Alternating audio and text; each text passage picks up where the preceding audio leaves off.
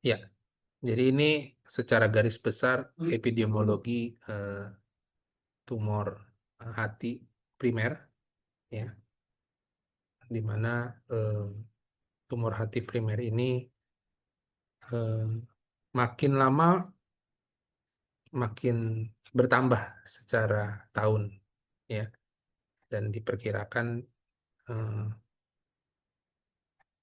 bila current rates-nya tidak berubah, eh, bisa mencapai lebih dari 55%, ya, hingga pada tahun 2040.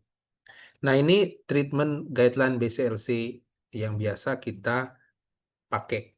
Jadi tolong diingat para residen, kalau lagi CPC, pakailah guideline ini, ya, dalam menentukan indikasi kapan dilakukan tes. Dan kita lihat di sini, indikasi tes itu pada stadium intermediate, ya, di mana stadium intermediate ini, ya, terutama pada pasien-pasien yang nodul lebih dari 3 cm, artinya dia di luar stadium early stage. Kalau dilihat di sini, early stage itu kan nodulnya di bawah 3 cm, ya. Berarti kalau intermediate di atas 3 cm, ya, dengan fungsi hati yang masih baik dan performance statusnya yang nol. Kemudian juga kita lihat di sini yang tidak kalah penting adalah vena portanya yang intak. Ya. Jadi selain tadi nodul di atas 3 cm, vena portanya intak, artinya tidak ada trombus. Terutama ini vena porta utama, ya. Jadi guideline BCLC ini lebih menekankan pada eh, vena porta utama, ya, bukan vena porta segmental atau subsegmen. Dengan expected survivalnya lebih dari 2,5 tahun. Ya, jadi eh, biasanya dengan indikasi yang seperti ini, kita bisa memperpanjang usia pasien lebih dari 2,5 tahun. Dan tentunya ini bicara terapi paliatif, ya, terapi paliatif, bukan eh, terapi eh, kuratif, ya. Kalau terapi kuratif itu diperankan oleh operasi atau RFA, ya, terutama pada pasien-pasien yang kurang dari 3 cm, ya, ukuran tumornya.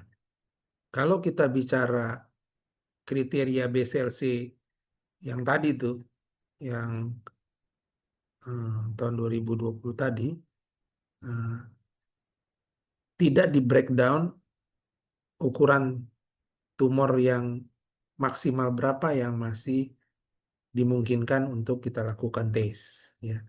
Maka itu ada istilahnya lagi, kriteria kinki. Ya, kriteria kinki ini terutama pada eh, pasien-pasien yang intermediate yang di breakdown lagi mengenai ukuran. Ya, di mana di sini dibilang, ya, bila ukuran tumornya 7 cm, jadi pegangannya adalah 7 cm, ya, di mana eh, 7 cm ini dia masih Child-Pugh score-nya adalah di bawah 7, ya. Treatment option-nya di sini baru masuk yang namanya TACE. Ya, jadi kalau tadi cuman bilang bahwa di atas 3 cm bisa di TACE, ya. Tetapi tidak ada batasan ukuran maksimal, ya. Tetapi dengan kriteria kinki ini memodifikasi BCLC eh, yang tadi kita sudah pelajari untuk membuat batasan yang menjadi lebih jelas, ya, di mana 7 cm ini menjadi pegangan, ya, ya, masuk dalam kriteria paliatif treatment, ya. Kalau tumornya sudah lebih dari 7 cm, ini yang kita bilang nih out, ya. Kemudian cellpucknya juga sudah lebih dari 7. Cellpuck ini didasari dari pemeriksaan albumin, ya, kemudian bilirubin. Nanti bisa baca kriteria apa yang bisa memberikan scoring dari cellpuck ini. Kalau sudah lebih dari 7, ya, di mana dia kriteria 89, ya, kemudian dia sudah out dari 7 cm, ya, berarti dia sudah cellpuck B, ya, bahkan menjadi B3B, ya. Nah, kalau bicara B3B ini, treatment yang paling eh, bagus adalah HIC, ya, atau tentunya transplantasi. HIC itu adalah kemoterapi sistemik, ya. Kita infus melalui kateter yang diimplan ke dalam eh, hatinya, ya. Jadi kita berikan obat-obat eh, kemoterapi secara infus, ya. Intraarterial maksud saya, intraarterial, ya. Secara infusion intraarterial. Nah, kita tahu nih, ya, kalau lihat dari median survivalnya, ya, pasien-pasien yang masuk dalam kategori B3 tadi, yang dimana cellpucknya sudah lebih dari 7, ya, kemudian atau eh, tumornya sudah lebih dari 7 cm, ya, itu median survivalnya langsung drop, ya, menjadi eh, 1 tahun sampai 13 bulan, ya. Sedangkan kalau yang B1 tadi, ya, yang di bawah 7 tadi masih bagus, ya, di atas 4 tahun, ya. Pengetahuan tentang median overall survival ini eh, harus diinfokan kepada klinisi dan tentunya kepada pasien, karena pasien harus diberikan informasi eh, bahwa usia harapan hidupnya segini, gitu, ya, karena kita tahu bahwa pasien-pasien kita itu bervariasi, ya, dari punya yang uang sampai yang nggak punya uang, ya. Ya, ada banyak pasien saya, dia rela untuk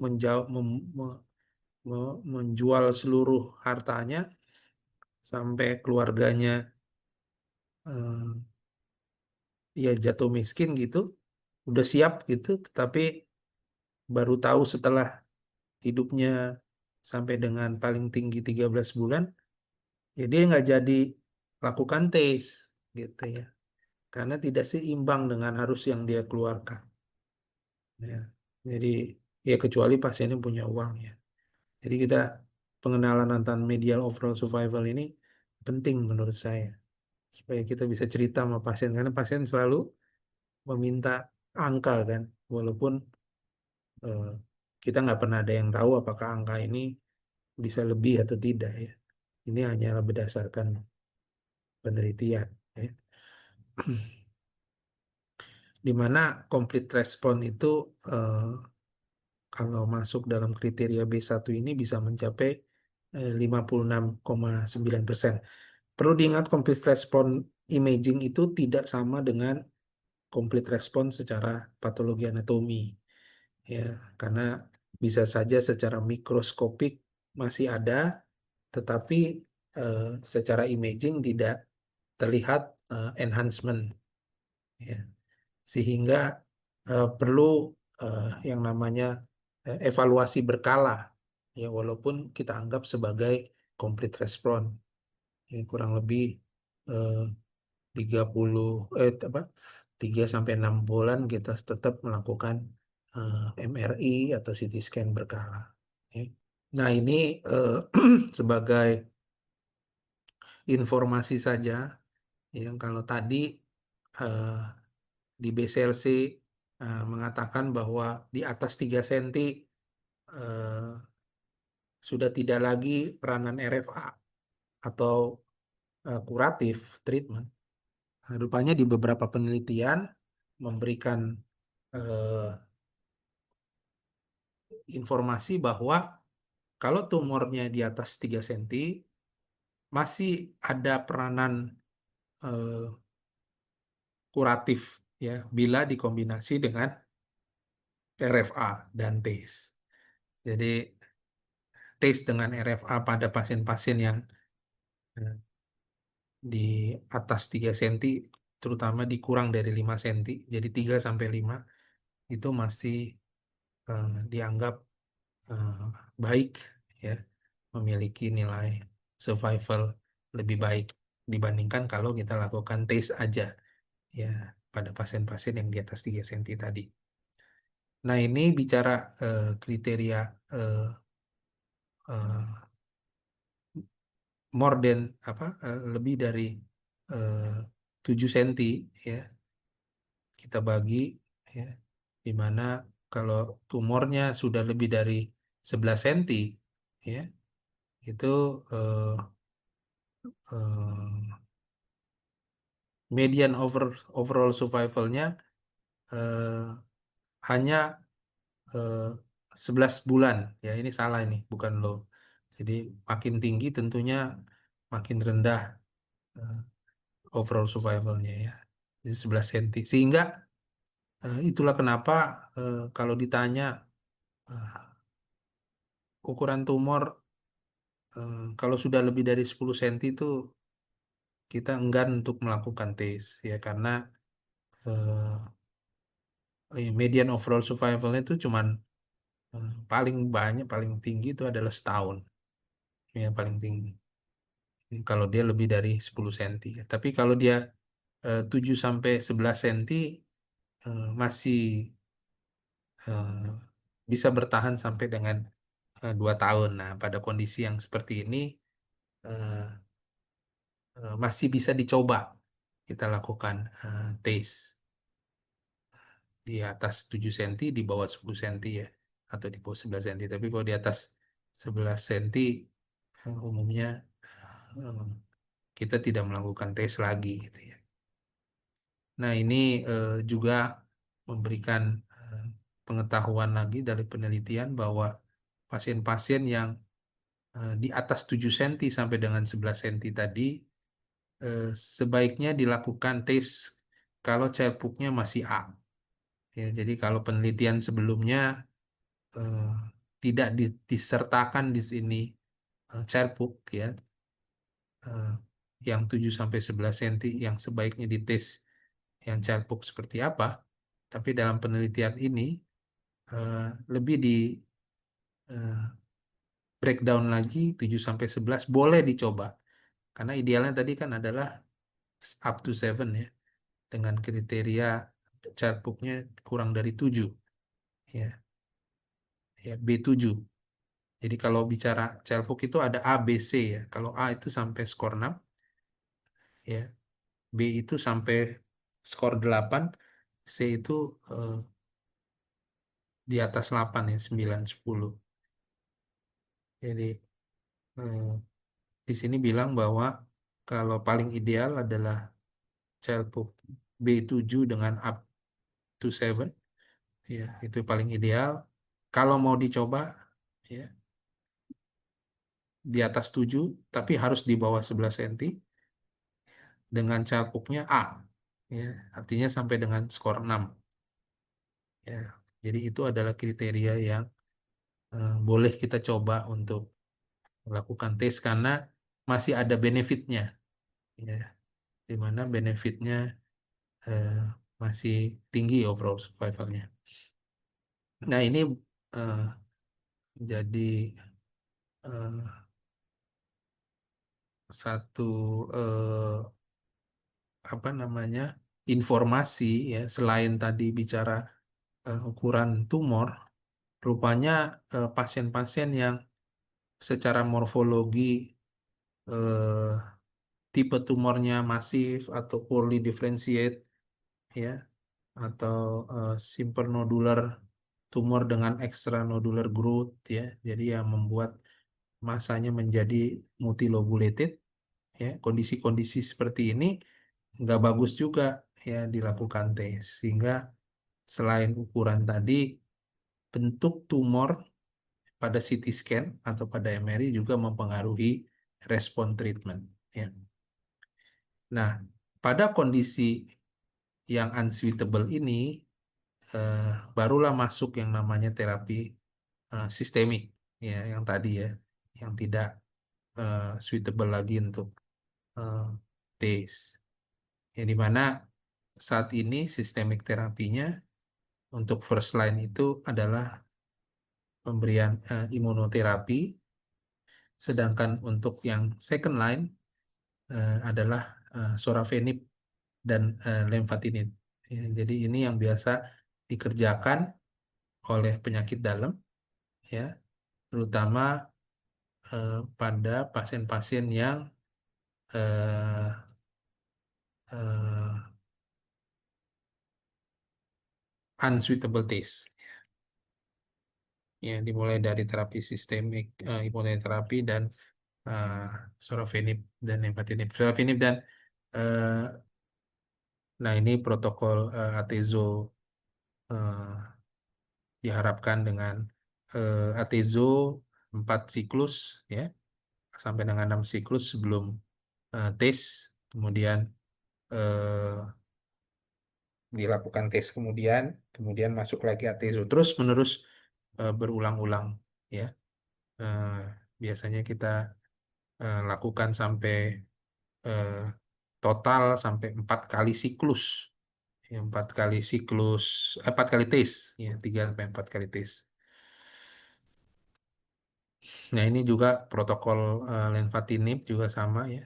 Lenvatinib tes, lenvatinib. Jadi eh, ini terutama pada yang unsuitable. Sekali lagi, ini terutama pada yang unsuitable tes ya. Artinya tidak bisa tes berdiri sendiri ya, karena tadi itu ya, overall survivalnya menurunnya. Ya, terutama pada tumor yang di atas 7 cm, kemudian yang cellpunknya eh, di atas 7 senti ya. Jadi di atas skor 7 ya. Nah, mengenai mau pakai CTIS, mau pakai DEPTIS, karena kita tahu TIS itu macam-macam obat yang kita pakai ya, bisa konvensional, bisa drug eluting beads ya. Dua-duanya sebenarnya efikasinya sama. Jadi bukan berarti drug eluting beads lebih bagus efektivitasnya dibandingkan konvensional pakai lipiodol ya. Sama saja, yang bedanya adalah efek samping ya. Eh, Khususnya efek samping sindrom post embolisasi sindrom ya, kayak mual, nyeri dan lain sebagainya. Nah, ini text recommendation kita. Jadi kalau ambil kesimpulan, yang paling baik adalah eh, tumor-tumor yang di bawah 7 cm dengan maksimal lesi 4 ya atau kurang. Kalau mau di atas 7 cm, eh, yang paling bagus adalah Child-Pugh A, ya more benefit ya. Tapi itu pun juga sampai dengan 11. Nah, dan kondisi yang seperti ini harus kombinasi dengan eh, imunoterapi. Jadi eh, di atas 7 itu udah biasanya kita kombinasi dengan sistemik terapi ya, untuk memberikan apa, hasil yang lebih baik. Nah, bagaimana dengan evaluasi ya? Kapan kita anggap tes itu sudah tidak bekerja baik ya? Yaitu dengan mengevaluasi ya, biasanya 2 kali treatment, terus kita lihat ya tidak ada perubahan ya, yang kita anggap bahwa tesnya failure ya, artinya tidak tidak diperlukan lagi untuk dilakukan tes. Ya, jadi ini intinya kapan kita tes itu kita stop ya, ada perubahan atau tumor markernya habis dilakukan tes 2 kali malah bukan makin turun makin naik ya, atau tadi dalam dalam waktu kita tes scanning berikut setelah treatment malah trombus vena portanya makin menjadi gitu ya, sampai dengan vena porta utama. ya, atau ditemukan ekstrahepatik metastasis. Nah, ini juga sudah tidak ada guna lagi untuk dilakukan tes, ya, cukup sistemik terapi saja. Nah, ini sedang sedang ongoing trial, ya, tes dengan begitu banyak obat sistemik terapi, dalam hal ini adalah imunoterapi, untuk melihat imunoterapi mana yang paling baik, ya, karena masing-masing punya jargonnya masing-masing, ya. Ada limfatik, ada eh, eh, durvalumab, ada bevacizumab, ya, ada nivolumab dan lain sebagainya, ya. Nah, ini lagi coba untuk dilakukan eh, apa, eh, trial-trial yang kita lagi menunggu ongoing trial. Ya, ini contoh kasus-kasus kita yang kita kombinasi, ya, dengan saya hanya ambil beberapa kasus saja, ya, ya. Di mana kita kombinasi dengan imunoterapi sebelum dan sesudah, kemudian eh, kita lihat eh, apa namanya, hasilnya baik, ya. Dan ini saya mau ceritakan bahwa makin tumor makin besar itu makin sulit kita tes, karena feeding arterinya akan banyak, ya, tidak hanya dari hati, begitu juga dari luar hati, sehingga perlu CT scan protokol yang baik, gitu, ya, ya. Dan seorang radiolog nih diagnostik harus, sebenarnya harus memberikan info bahwa tumor hati HCC ini tidak hanya feeding arterinya dari hati, tetapi dari luar hati, terutama pada tumor-tumor yang di atas 7 cm, ya. Tapi kita jarang tuh melakukan report, apa, eh, memberitahukan info di ekspertise kita bahwa feeding arterinya tidak hanya dari hepatik arteri, tapi juga dari luar hepatik arteri, ya. Tapi kalau seorang intervensi pada waktu baca foto mau dilakukan tes, dia harus tahu, ya, sehingga kita harus mencari, ya, contoh ini, ya, dari ekstrahepatik, dari phrenic arteri, ya. Jadi tidak hanya dari hepatik arteri.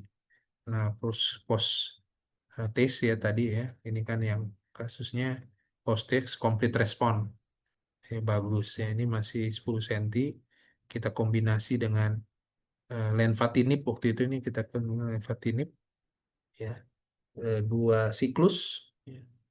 Maksudnya 2 kali tes, bersih, ya. Sampai sekarang pasiennya eh, masih hidup, ya, jadi eh, masih bagus. Atau ini, ya, 11 cm memakai lipiodol, ya. Kemudian 4 kali tes, ya, eh, ukurannya berkurang berkurang, ya. Dan tidak ada lagi yang enhance, jadi kita juga masuk dalam kategori eh, complete response, ya.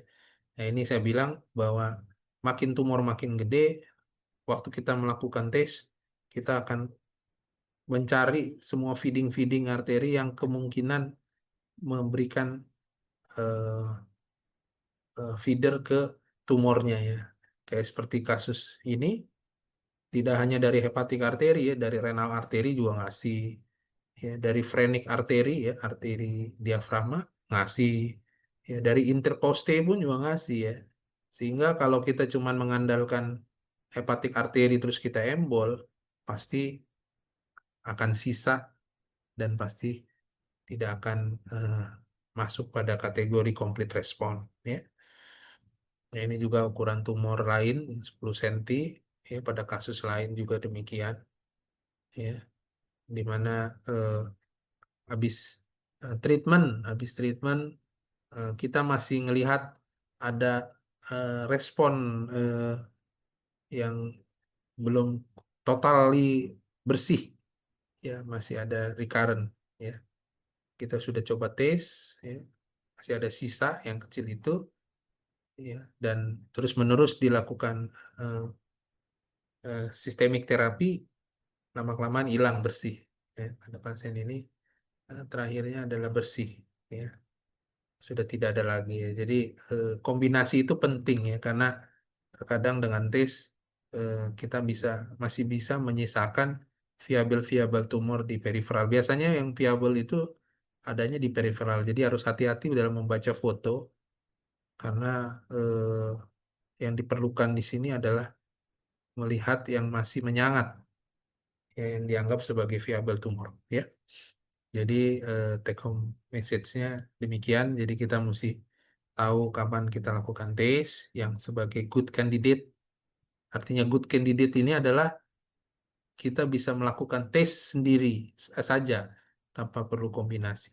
Ya, tapi pada waktu sudah tumornya lebih dari 7 cm, kita perlu kombinasi dengan systemic therapy ya untuk mengimprove clinical outcome ya. Dan perlu diingat tes yang bisa kita pakai itu tidak harus drug eluting. Ada lagi pertanyaan?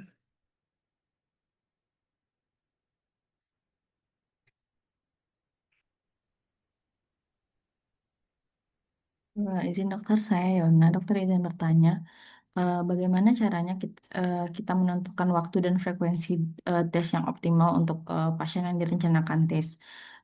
Kemudian, jika dalam follow up kita mendapatkan bahwa respon tes itu kurang optimal, kapan atau apa pertimbangannya untuk dilakukan terapi sistemik tambahan tadi, dokter?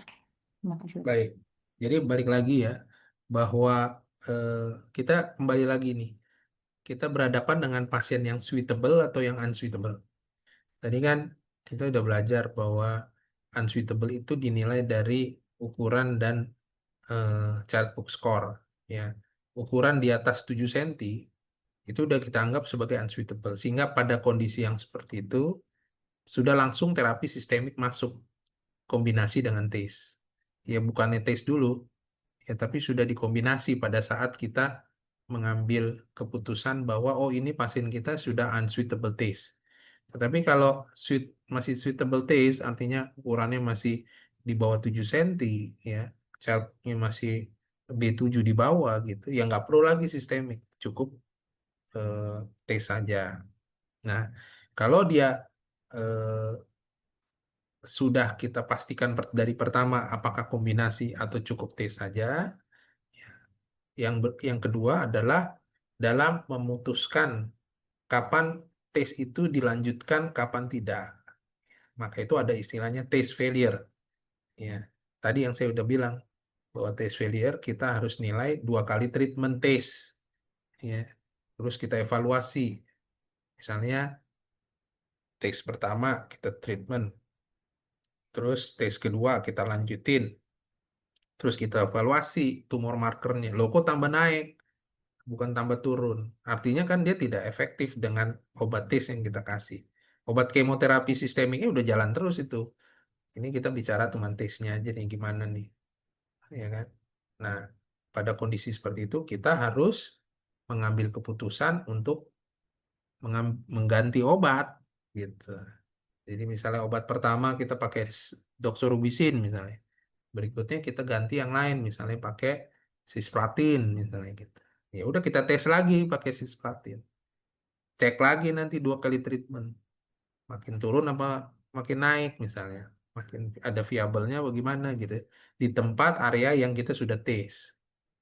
Ya. Kalau juga masih belum bisa, ya sudah berarti dia sudah tidak bisa dilakukan tes.